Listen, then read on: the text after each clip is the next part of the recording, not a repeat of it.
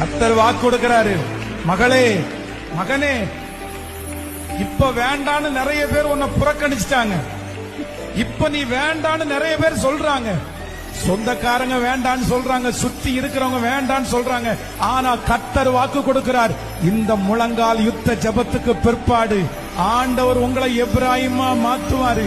நீங்க இருந்தாதான் அந்த பிரச்சனைக்கு முடிவு, நீங்க இருந்தாதான் அந்த பங்கன்ல சந்தோஷம். உங்களை சத்துருக்கு முன்பாக நான் உனக்கு ஒரு பந்தியை ஆயத்தப்படுத்தி உன் தலையை எண்ணெயினால் அபிஷேகம் பண்ணி உன் பாத்திரத்தை நிரம்பி வழிய பண்ணுவேன். நம்புறவங்க கரங்களை தட்டி, முழு பலத்தோடு கரங்களை தட்டி எஸ் எஸ் எப்ராயிம யாரும் உதறி தள்ள முடியாது, எப்ராயிம அசட்டை பண்ண முடியாது. வாக்கு கொடுக்கிறாரு.